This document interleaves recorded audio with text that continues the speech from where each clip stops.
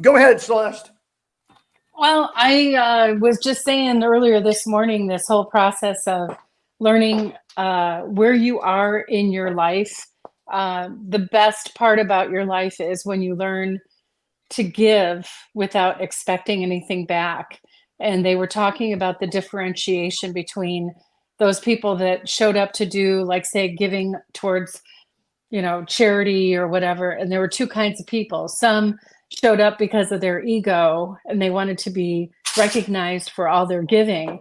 And the others showed up and just said, "Where do you want me?" No question that they were there in true servitude. So I equated that, and this is how I hope that you guys consider how this book is going to change us, is this whole idea about fear. Put that aside. Think of it as, where are we in giving? How are we giving back to people who we, like Ryan? This is a great example. Ryan is showing up. He's sharing this gift with people. And I have no idea what he says when he's on the phone with others.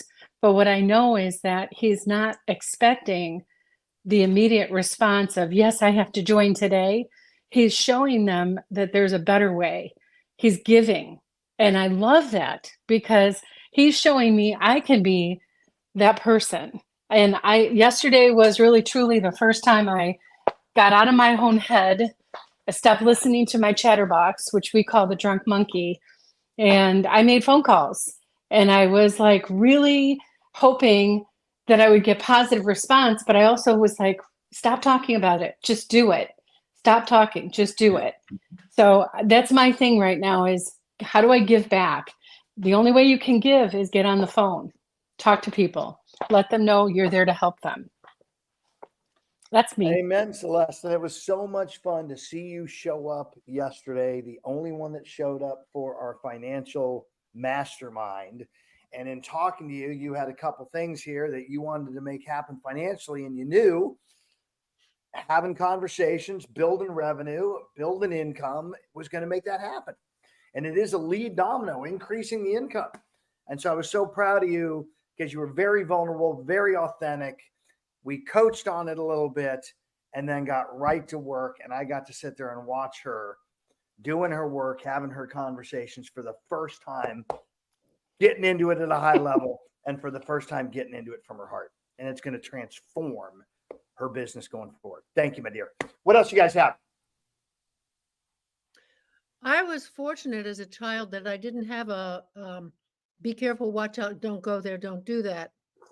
I was a super active kid who did not stop kicking and punching my mom during her entire pregnancy for 1 minute. So at 7, she said, I'm teaching piano lessons. You are outside from school until dinner.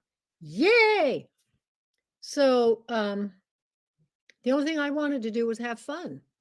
So we broke into construction sites and swung from construction ropes over a 2-foot drop, two-story drop onto a cement floor, and other fun things like that.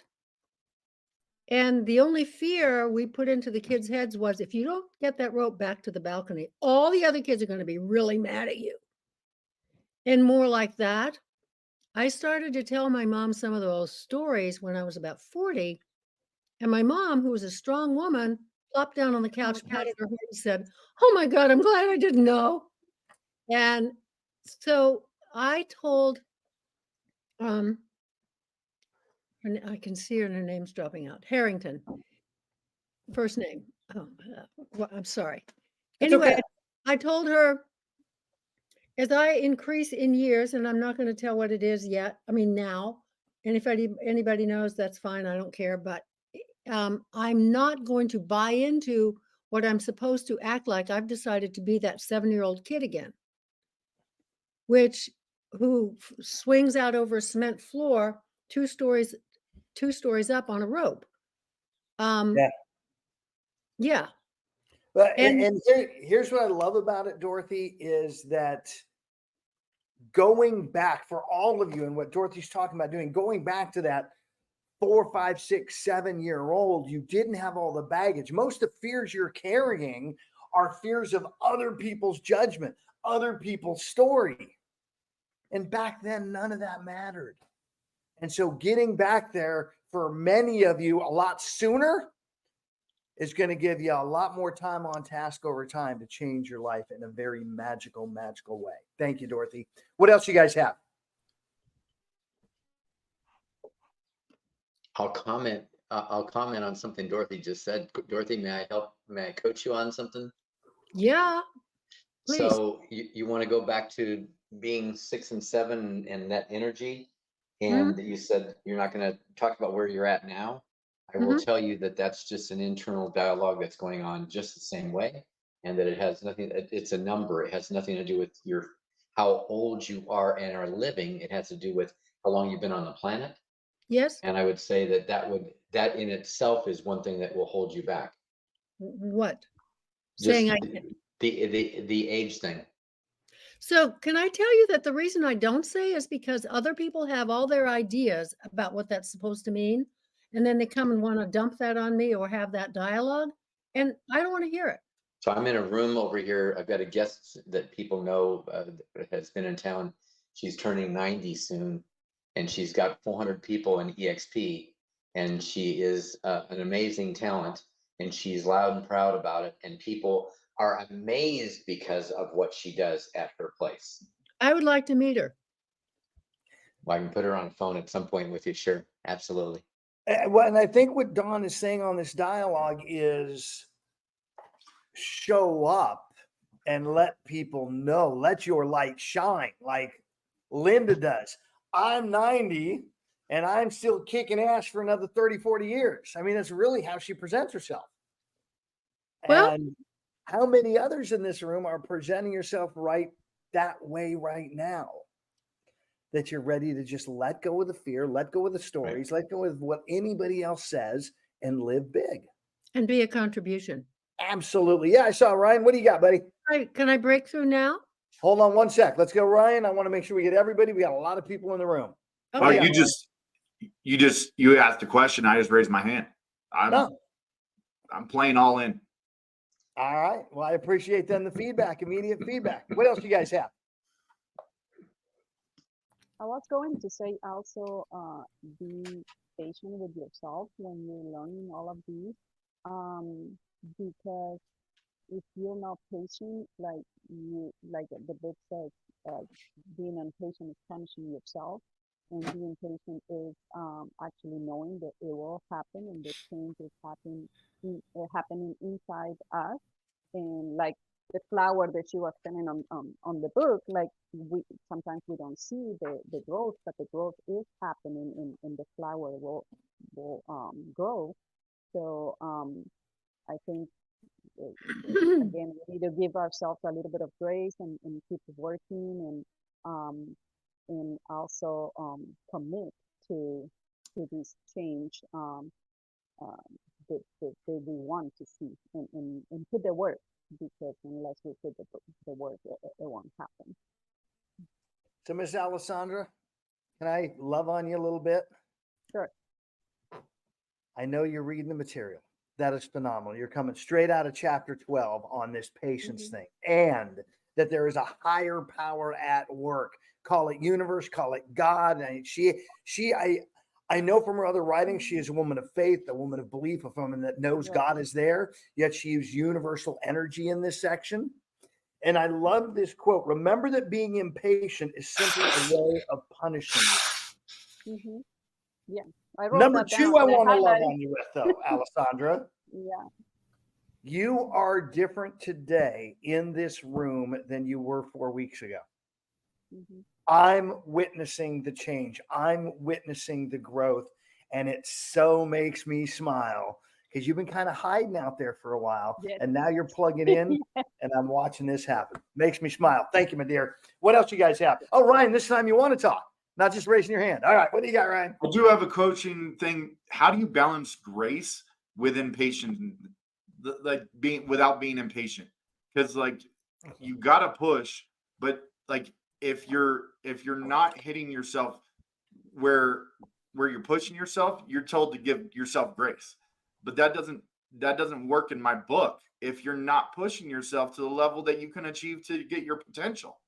So where's the balance in that? I'm just, Yeah, I'm just throwing it out there. just to add some language around that. I want to go. I want to make things happen. I got big goals. Let's make it happen now. It's not happening now. And now I'm feeling impatient. And Don, I want to come to you on this coaching because boy, did this smack me upside the head right now with what's going on in Puerto Rico. This whole patience thing versus taking action and making it happen. From my coaching previously, I mean, my coach was on me at just how hard I historically have pushed and driven to make stuff happen. Ron Potulsky was all up in my stuff, Don, back in the day, early on, and you witnessed it early on. And yet this hit me like it is Ryan right between the eyes. Help us out, Don Hobbs. What wisdom do you have?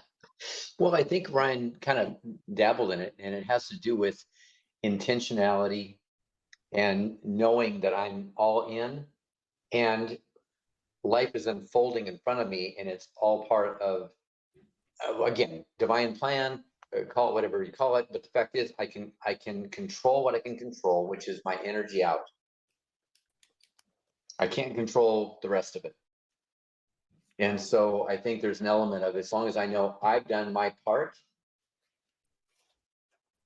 then let go. And I think it goes back to what it said from the book, like patient is knowing that it will happen. It doesn't mean don't push, don't do the work, like, but don't be discouraged if it doesn't happen like right away. If you don't see the results right away, keep working because you have to have faith that it will happen. It's also what you think you are achieving versus the, like, my achievement level could be completely different than somebody else is trying to put in the same amount of work. So Of or course. the perspective of it. Like, I'm not judging anybody else. I'm just working in my own lane. Like, when I get going, I'm a Mack truck. I don't stop. Like, I'll run through freaking walls. I don't care. And like that's that, and people in this room know that energy that I bring. But like it's understanding that balance for people. And like understanding you got to have a little bit of grace to where you're going, but like grace can, to me, can turn into excuses for not pushing yourself harder. Oh, I get that, Ryan, for sure. But I'll tell you what, when I look at you and I think about it's clear to me that you're putting out a lot of energy. I've witnessed, firsthand being with you the other day, a peacefulness about, like, I'm just doing it. I'm just doing it. I mean, there's nothing stopping me. I'm just doing it. But I think the part that you can add in there, the part that is related to this grace thing is, I'm putting out, I'm going to go all in, and it's going to come back. And I don't know where it's coming back from, but I know that it has to come back. What goes out comes back. And of course, biblically, it's, tenfold.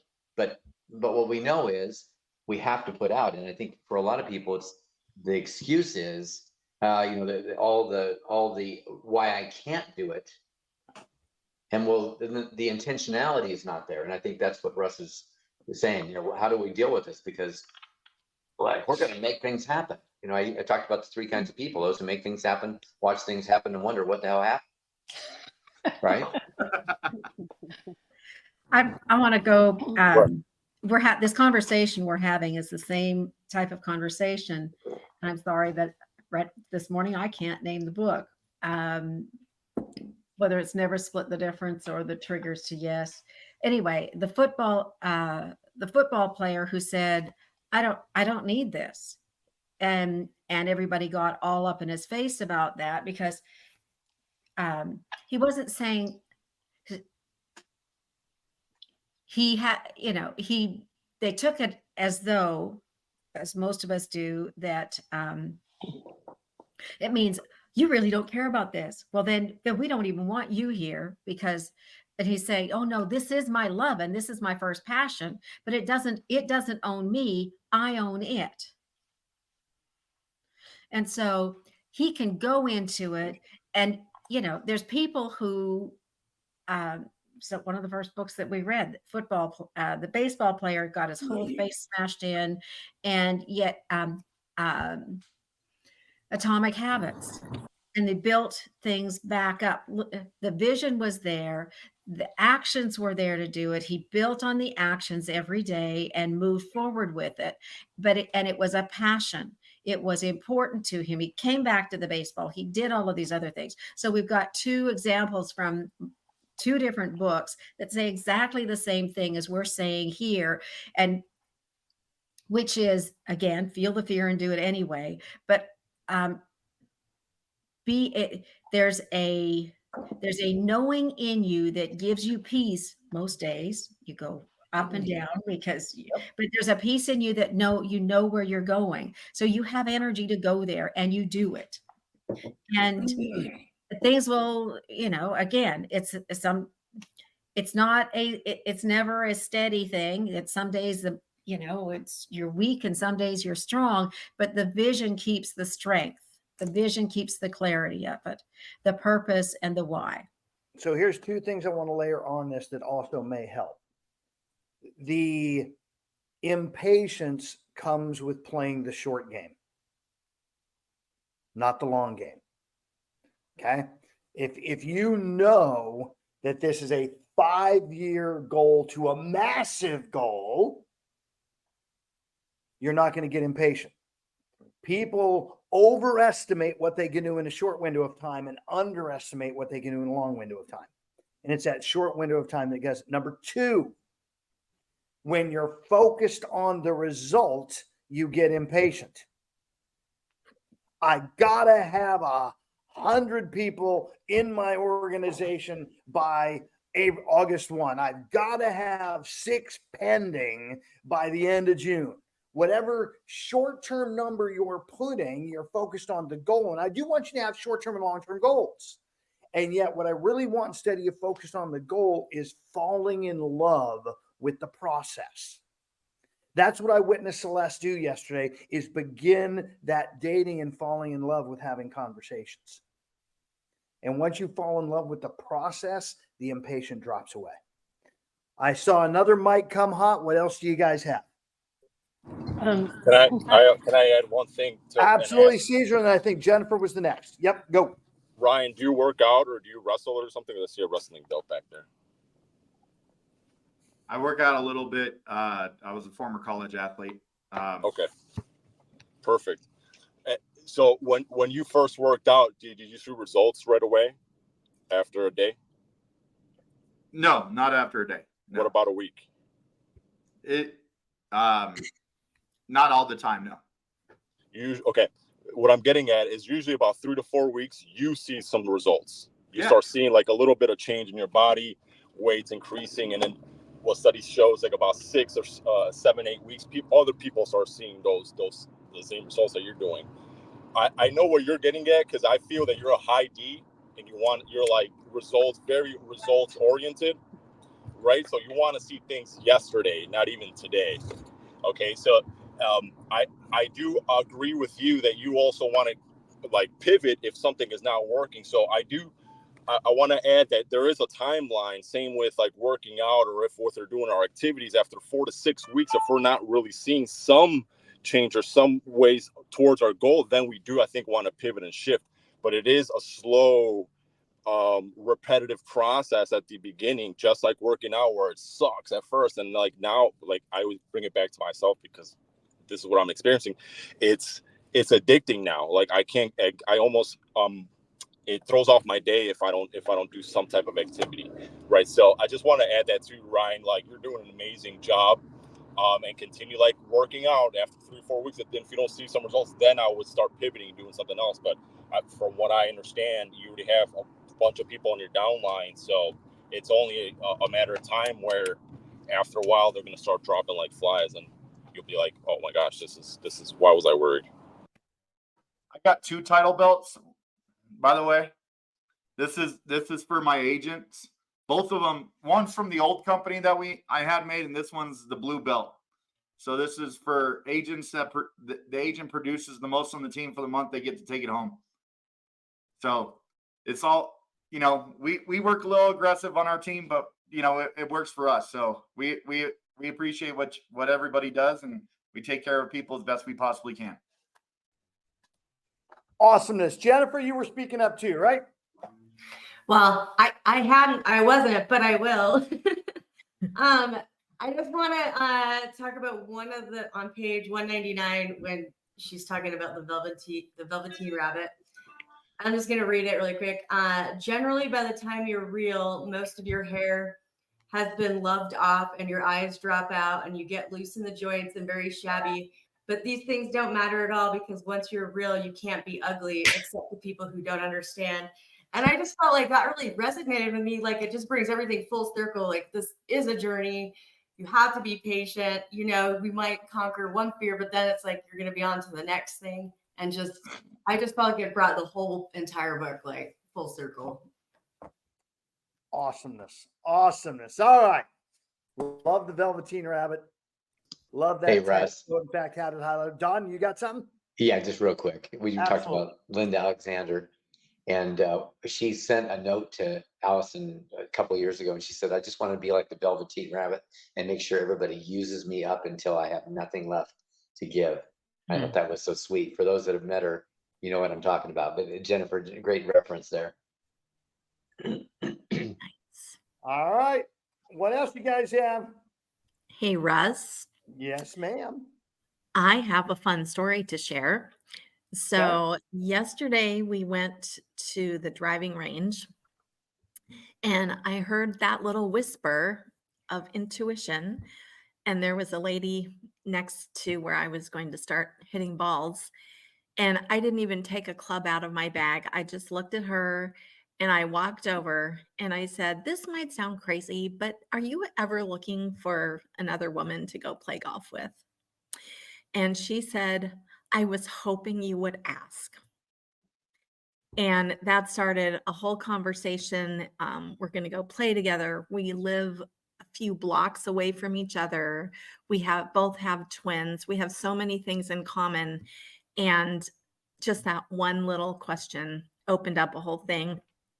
She also is part of the LPGA, which I sent an email to them, have already been invited to go to an event to meet people, which is something that was on my list to try to do here.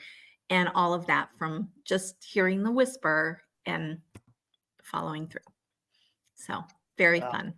Love that you're willing to listen to that inner dialogue. And that was a big part of the last two chapters, and being in tune with yourself. Guys, every one of you is a perfect, wonderful, amazing being of light, as is everybody else. That being said, you're showing up, you're stepping in, you're committed to your own growth and development because you know your business and your life is going to grow to the extent that you do. And just so proud of you guys as we wrap up yet another book. This is 15 or 16 that because of you guys, I've read. So thank you for holding me accountable. My growth is off the charts because you guys are here. Thank you. So this is what we're doing next. So for Monday, I want you to read through the introduction, which would be page 6. Make sure, though, you read the forewords, because I was talking to Don about this before. The book you get here says with Amanda Holmes. Quick background on it. Chet Holmes wrote this, got the business started, got leukemia, and a year later was dead. And his daughter at either 22 or 24, I think it was 22, was thrown into having to run his company. And got it going, did some amazing things with it. And a decade later, the publisher wants an update, a rewrite. And part of that was daughter writing a foreword that you guys are going to get to read anyway. She was struggling with this. She couldn't get it right. She couldn't get the words right. It just wasn't making sense. And so as part of her kind of brain dump, one morning, she wrote a letter, Dear Dad. And she submitted that letter to her publishers. Okay, give me some help. We'll use this. And the publisher read it and said, that's it. And the man said, no, that's not it. And the publisher said, yeah, that's it. So literally, as you get in here, you will have content that starts with, and I'll show it to you. Dear Dad. It's powerful. It'll get your attention, and it's going to set you up for our digestion of this book. I am planning a month on this. There are a lot of exercises I want you guys to do, a lot of things along the way that are going to help you build that business and really get sales cranked up on everything you're working on. So make sure you get it. Make sure you read through page 6, which is the end of the intro. Guys, it's Friday. Love you all. Can't wait to see you Monday. Yes, call room is open for those that want to get in there 2 to 5. Don, anything you have to add today? No, just make sure you get the one with Amanda as the co-author, right? Just make sure you get the new version, not the old version. It would be helpful. Okay. There's some new content. Yep. No, great week, guys. Thanks everybody for everything you're doing. Russ, thank you. Thank you. Love y'all, man. We'll see you later. Anything you guys need, just call me. Bye.